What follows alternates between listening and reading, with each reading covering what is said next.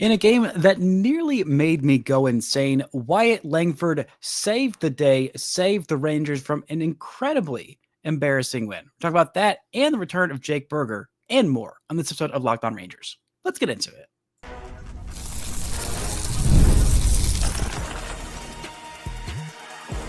You are Locked On Rangers, your daily Texas Rangers podcast, part of the Locked On Podcast Network, your team every day.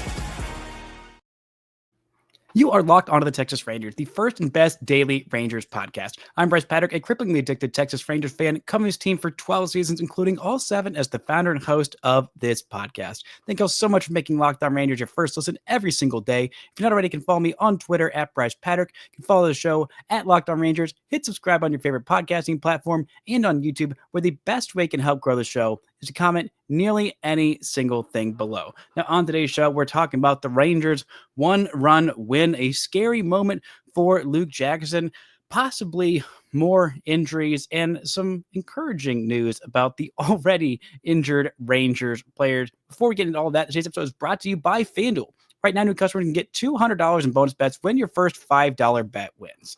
Now, the Rangers won 2-1 last night, their first one-run win in quite some time, and they had to do it without their closer. They had to do it without a hit through the first 5 innings against a starter who, heading into this game, had an ERA north of 7 and nearly 8, 7.71 ERA. His last start was against the Detroit Tigers at home in Colorado, where he just got bludgeoned. And for the most part this year, he has been, pretty bludgeoned. He hasn't had no good starts, but he hasn't had very many of those good starts. This is his best start of the year by far. His second best came not too much earlier. He had a great start against the Atlanta Braves, 5 2/3 innings of just 1 earned run allowed and 4 strikeouts there. He also had a really good game against the San Diego Padres, 5 2/3 innings there, 7 strikeouts and just 2 runs there.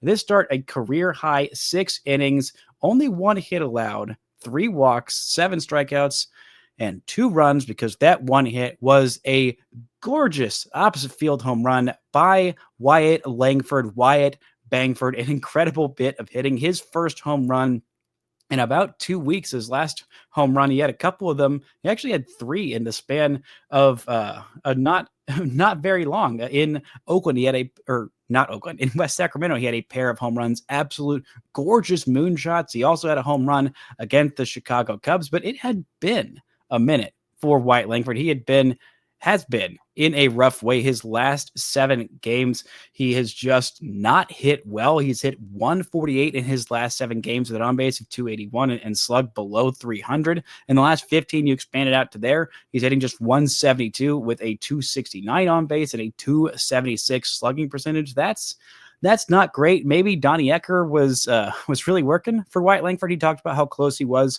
with Donnie Ecker and how much he had helped him improve. But Wyatt Langford is a fast improver on his own. His slumps, I don't think, will last too much longer. He has been working some better at-bats as of late. He had a really, really rough day on Friday against Tarek Skubal, but hey, there's no shame in struggling against the best pitcher, maybe the best pitcher in baseball. If it's not Tarek Skubal, maybe it is Nathan Eovaldi, or maybe it's Jacob deGrom, or maybe it's Tyler Mahle. But in this one, a gorgeous oppo shot that was hit over the fence so Brenton Doyle could not steal it. I mean, this guy in center field, oh my goodness. If not for Pete Crow Armstrong, I feel bad that the Rockies and the Cubs are in the same league, because Brenton Doyle out there in the center field, he can absolutely go and get it. A magnificent, truly 80 grade defender in center field. But Pete Crow Armstrong is special as well. Both these guys should be in different leagues. He should just be given, whichever one is not given the NL Gold Glove in center field, they should be given the AL one. I know that there are other good defenders in center field in the AL, but this guy, so many robberies for the Rangers, they should have had a lot more hits. You look at their expected batting average, it was 262 on the day. It's not like they weren't getting decent enough contact, but a couple of absolute highway robberies, first off of Josh Young and then off of Jake Berger, who is finally back after his detour to the minor leagues. But Wyatt Langford is the man of the day. A gorgeous shot, his 7th home run of the season. Seeing him hit a ball 106.7 miles per hour to the opposite field, 412 feet. That was a thing of beauty. There's not a whole lot of guys who can hit a ball nearly 107 miles an hour to the opposite field. A 97 mile an hour fastball right down the pipe after a non-competitive first pitch cutter. He just crushes it, absolutely crushes it. And in that inning, the Rangers nearly squandered it away. The offense was not making great swing decisions. Outside of Tucker Barnhart, he fouled off a first pitch changeup, and then the next 4 pitches that Tucker Barnhart saw, I mean, Chase Dollander was erratic. He could not get anywhere close. They were not anywhere near competitive pitches. And then Zeke Duran, the first pitch he saw was way out of the strike zone, to the point where if you're looking at it on MLB Game Day, on the MLB box score through the at-bat, you can't even see it on there. That's how non-competitive it was. Then he got a cutter right down the pipe. He fouled it off. And then the next pitch, you should just be a little bit more cautious. When a guy looks like he has lost his control, not his command, he wasn't even throwing strikes. He was throwing pitches that he just did not know what to do with. He had not been pitching out of the stretch basically at all game, outside of that first inning where Evan Carter, first time leading off in a big league game, works a 5-pitch walk. He then stole second base. Love seeing Evan Carter in the leadoff spot. Supposed to be Josh Smith, who is dealing with a bit of a knock. We'll talk about that later on in the show. But seeing Evan Carter go out there, work a first plate appearance as a leadoff batter, walk, and then steal second base, that is classic Evan Carter. But not classic Evan Carter was his plate appearance in that 6th inning. He swings at the first pitch he sees. Zeke Duran, if there were a little bit faster of a runner on first base, maybe Zeke Duran would have gotten a chance to eke out an infield single, and there would have been runners on first and second. But he again expanded the zone and swung at a pitch that was not competitive in a 1-1 count.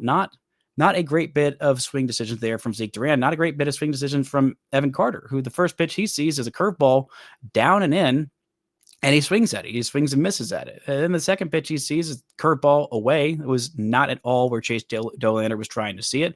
Then he sees a fastball at the top of the zone. He fouls it off. Then he sees a different look from that curveball. One of the things that the broadcast was talking about with Chase Dollander, he doesn't have a slider. He has a cutter. He has a 4-seam fastball. He has a changeup and a curveball. But he modifies that curveball. Sometimes it's got more left to right movement. Sometimes it's got more up and down movement. The one that he threw to Evan Carter was just a 12-6 curveball. It means it goes from 12 on the clock to 6. It just goes straight up and down. And Evan swung and missed at that. But if he had only swung at strikes at that point, he would have been in a 3-1 count, even if he fouled off that third pitch fastball at the top of the zone. He would have been in a 3-1 count. He would have had all the leverage in the world. And who knows? Maybe that would have ended up in him working a walk. Maybe it would have been him hitting the two-run go-ahead homer in that inning. But it didn't matter because Wyatt Langford, the man of the moment, with yet again Corey Seager out. We'll talk more about that later and why I think an IL trip is probably on the near horizon, if not happening today, then maybe tomorrow or later on this week, which would be horrible timing with a 4-game series against Houston Astros coming up. But again, this kid, Wyatt Langford, he is just the man of the moment. It feels like every single time. Of course, he does this on his own bobblehead night, a cycle bobblehead night, celebrating the first ever Sunday night baseball cycle. I mean, that game, to me, epitomized exactly who Wyatt Langford could be and is as a player. I mean, you go back and think about those 4 hits in the cycle. I still remember it as clear as day. The first hit, the single, was, of course, a legged out infield single on what looked like a kind of a routine grounder to the shortstop, but Wyatt Langford with his elite speed made that happen. And then the double was not a ringing double to the wall. No, it was just a seeing eye single that just kind of lazily trickled into center field. And then with his speed, with his aggressiveness, he turned that into a double. The triple was hit to Baltimore, where there was so much room in a different park, maybe even at the park this year in Baltimore, it would have been a home run because they moved those fences in left field in.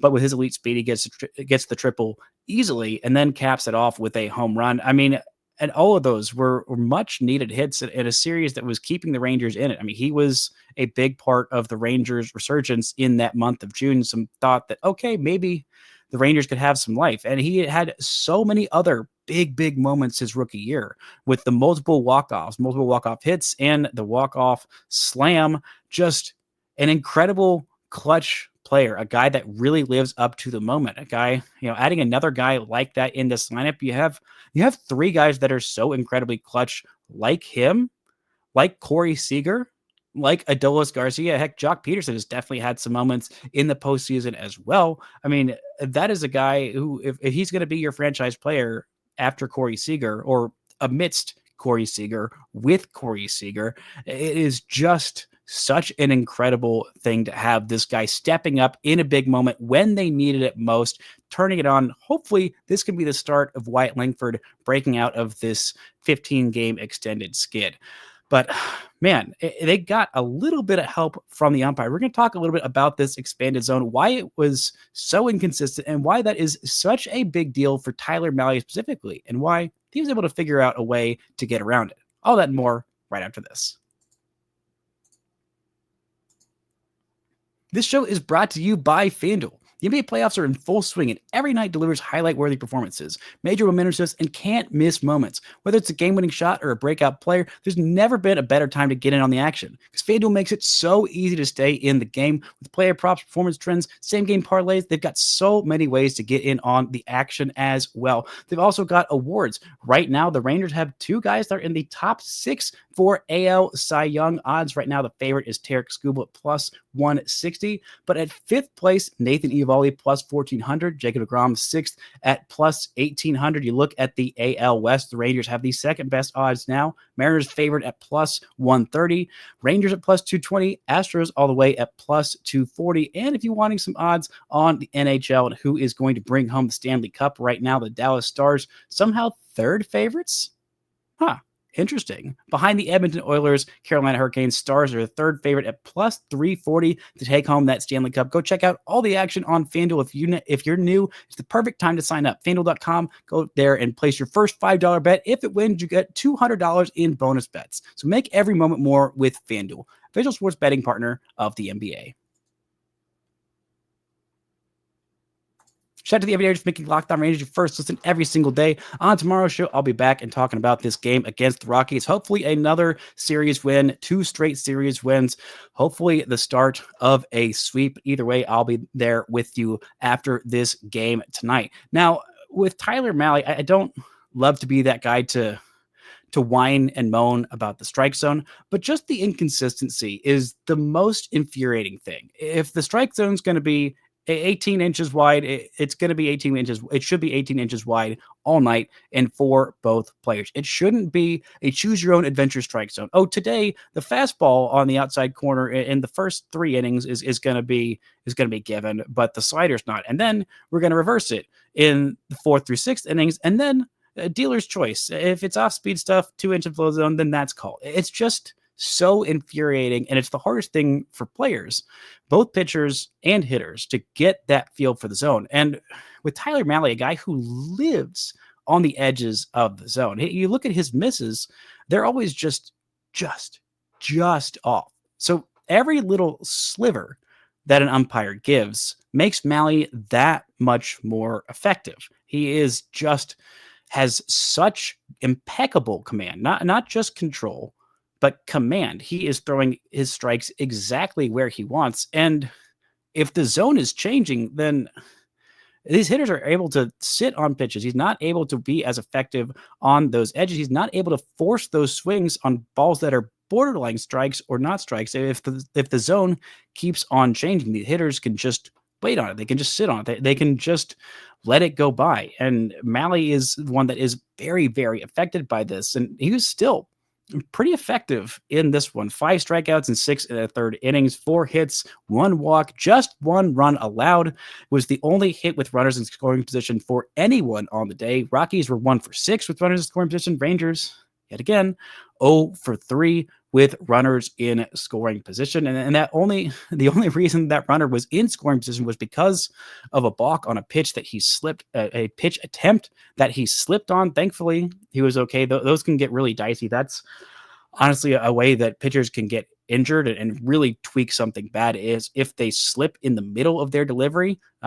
Thankfully, he was able to stop himself and stop his momentum, and nothing bad happened outside of that block and the runner going from first base to second base and then scoring on a hard hit single that brought him in, and it looked like it might be the only run in this game. It was one of 3 runs in this game. All the scoring came on 2 plays, that one RBI single and that 1 2-run homer by Wyatt Langford.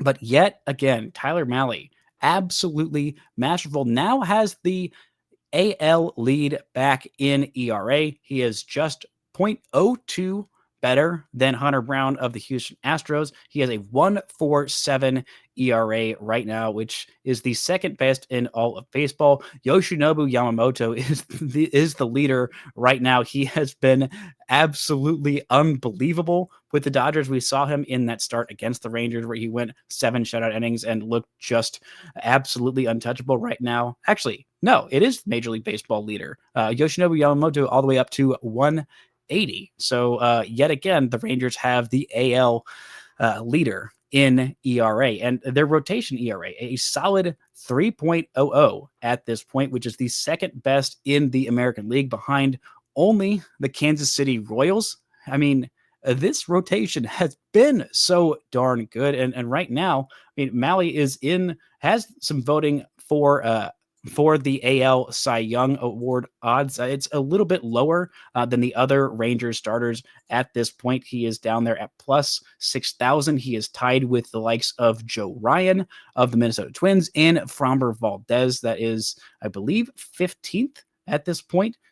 So a lot better odds than I'm sure he was given at the start of this season, and all the way down there. You still, if you feel really, really good about Jack Leiter completely bouncing back and probably not allowing an earned run for the rest of the season, he is at plus 25,000. I don't think that he is necessarily going to turn around to that degree. I think Jack Leiter is going to be better, but I don't think that he is going to finish the season with AL Cy Young votes. And, that's fine. Right now, Mahle has a 1.47 ERA. Nathan Eovaldi is also top 5 in AL ERA at 1.78. It is the only team with 2 guys in the top 10 of ERA. Before his last start, Jacob deGrom was also up there in the top 10 in the American League in ERA. They had 3 starters with top 10 ERAs. I'm sure Jacob deGrom will hopefully make that even better. He is probably going to start the first game of the series against the Astros, but Mahle yet again doing enough to get the job done, and the bullpen also doing enough to get the job done, making it a little dicey, a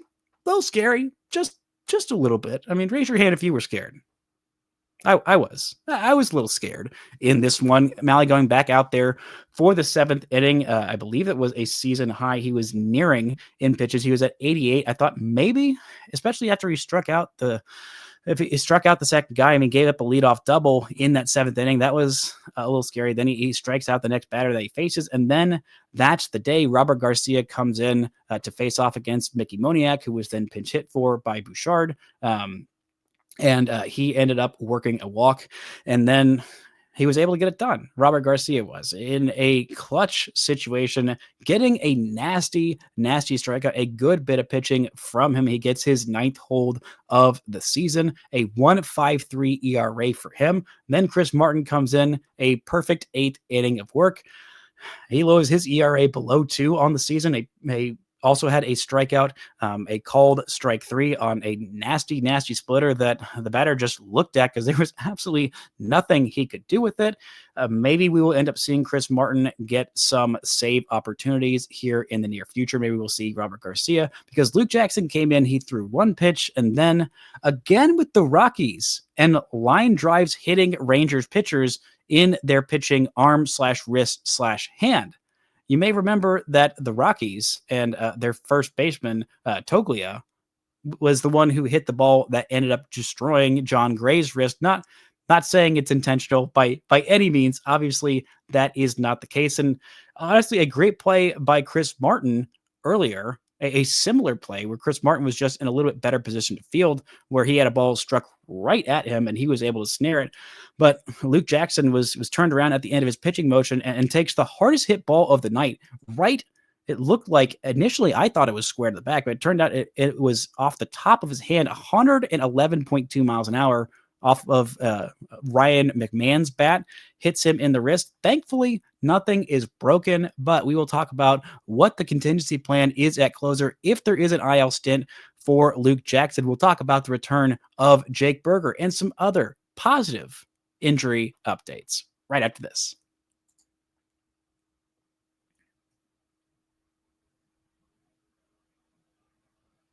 Shout out to the Everydayers for making Locked On Rangers your first listen every single day. After every single game, you can go check out the Locked On Rangers postcast with Jeff Biggs. He is right with you after every single game, live reaction, recapping exactly what just happened after all 162. So go check it out. It's on the Locked On Rangers podcast feed and on the Locked On Rangers YouTube feed, wherever you get your podcasts.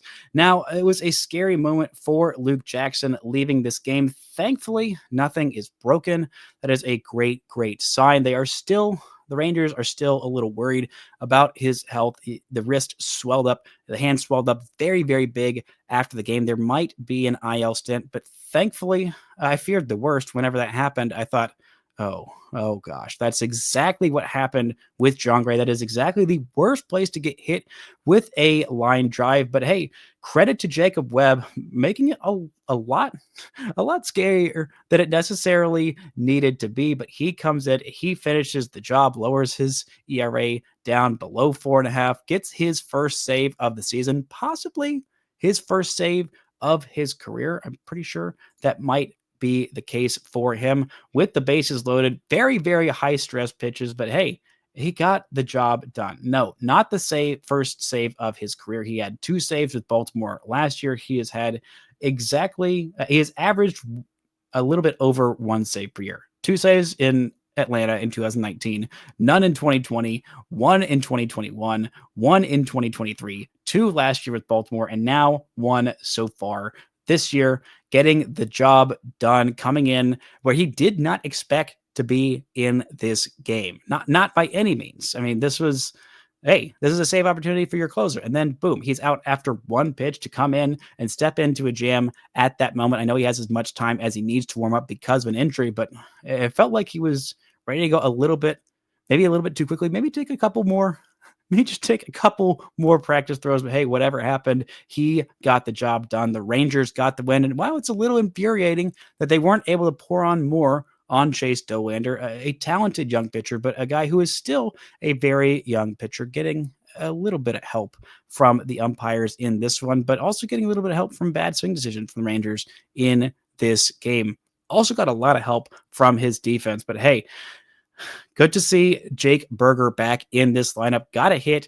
Also got robbed of a surefire hit. Also got robbed in that first at bat where he struck out on a couple of pitches. One was well inside. That was not any pitch that was ever being called a strike all night long, but just that one pitch, Jake Berger, that put him behind the 8 ball in that one. But hey, good to see him back in this lineup. He was a very positive force in the pregame, talking about what he learned, talking about some mechanical adjustments that he made, looking like he is fully back. The Rangers were hoping to have the leadoff hitter be Josh Smith, see him playing shortstop instead of Zeke Duran in this one, but a little bit of a back issue that flared up this afternoon. So Josh Smith was sidelined for this game. He had been dealing with the back issue since last Tuesday, I believe, in a little bit of a collision at first base with Boston's first baseman. He has been able to play through it. He was able to hit one of his hardest hit home runs of the year on Saturday against the Tigers while dealing with this issue, but it was just a little bit much at this point. We also didn't see Corey Seager in this game, the 4th time in the last 5 games that Corey Seager has missed. Not ideal for this Rangers squad. He is still dealing with a bit of a hamstring injury.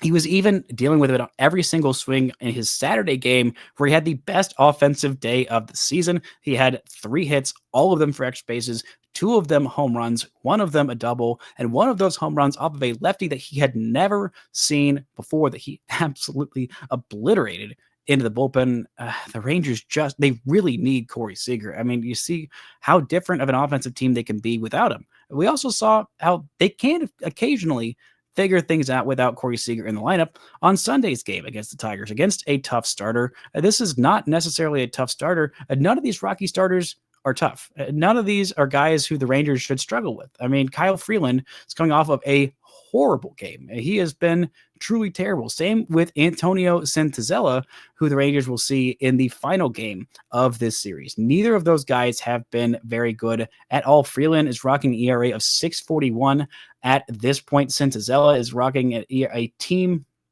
near staff best. Ryan Feltner is the team leader with a .475 ERA so far. Santazella is the second best at a 5.77 ERA. A little bit of that is inflated because, again, this team plays half their games at Coors Field, which is the most hitter-friendly park in the league by far. But the Rangers need to jump on these starters. They need to get this offense going, and it feels like there is going to be an IL stint for Corey Seager coming up in the near future. I thought that today was going to be the day that we saw Kyle Higashioka activated back in the lineup. No offense, Tucker Barnhart, but Higgy is just a little bit better of a bat. I know in the tiny sample size we've seen from Tucker Barnhart, he's got a 788 OPS versus Kyle Higashioka's 699 OPS. But again, over the longer sample size, that will eventually skew more in favor of Kyle Higashioka. I'm thinking that today will be the day that he is activated. He went on a rehab stint to AAA Round Rock this weekend and looked pretty darn good. Maybe the Rangers were just giving him an extra day to rest and recover and see how all that felt after playing this weekend. And then maybe today will be the day that he ends up being activated and that they end up putting Corey Seager back on the IL for a 10-day stint. That would not be ideal, especially with this big series against the Astros coming up. If they can survive with just giving him a couple more days, about half a week, and then see if he's ready to play, because these games are so darn important right now. The Rangers are tied in the standings with the Astros. They are one behind in the loss column. The Rangers are at 21-21, while the Astros are at 20-20, both of them at 500. Rangers finally back to 500 after that series loss against the Mariners dropped them all the way down below it. After so many series losses, they have not been able to crawl back to 500 until last night. Hopefully they can keep these winning ways going, but they will be getting even more reinforcements in the near future. Kumar Rocker, he threw a 26-pitch bullpen on Monday and looked, quote, free and easy.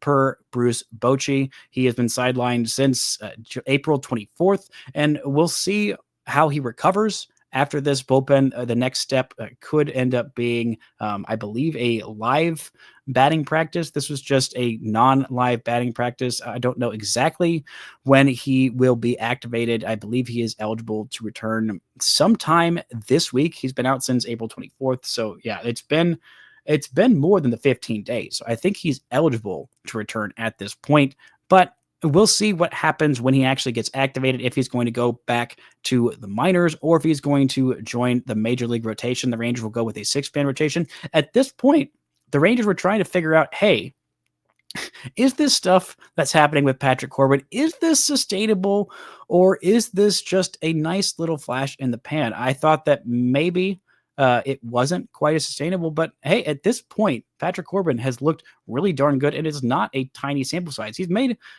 6 starts, and he's got a 3.13 ERA. The peripherals aren't pretty. The strikeouts aren't pretty. He's still walking a decent bit and not striking out all that many, but he's getting outs. He's got a 3.13 ERA in 6 starts. He has been good. Not just good for what you expected. He has been good. And with Jack Leiter struggling a little bit, maybe the Rangers introduce Kumar Rocker back into the rotation. I don't entirely know at this point. If I were making the decision today, I'd put Rocker back in the minors, let Leiter try and figure it out a little bit. And then if Leiter continues to struggle and Rocker looks better, then you bring him back up. But at this point, we'll see exactly what happens with that. Cody Bradford, who has been on the IL since the start of this season with an elbow sprain, he's scheduled to throw a bullpen on Thursday. It'll be the first time since he was shut down in spring training. He has been throwing only fastballs and changeups so far to his ramp up. He will start throwing some breaking pitches, which is the final pitch that you usually throw. That tends to put a little bit more stress when you're dealing with an elbow strain or a shoulder strain or things like that, especially elbow stuff. Usually the breaking ball is the last sign of, okay, I'm starting to get back to game shape. Maybe Cody Bradford would enter into this rotation whenever he gets healthy. I'm not entirely sure at this point. We'll see. He's still quite a ways away. Kevin Pillar says that he finally feels fine after hitting the IL in Boston last week. Maybe he will start a rehab assignment. He took some batting practice. He's eligible to return on Thursday. I don't know what the corresponding move there would be. Ideally, for me, I think it would be sending Tucker Barnhart back to the minor leagues. Carrying 3 catchers feels like a bit much. I really like what I've seen so far from Zeke Duran. I don't think that he should be sent back to the minors. I would like to see him getting some more opportunities against lefties, but you can't keep Kevin Pillar on the bench on the sidelines on the IL forever.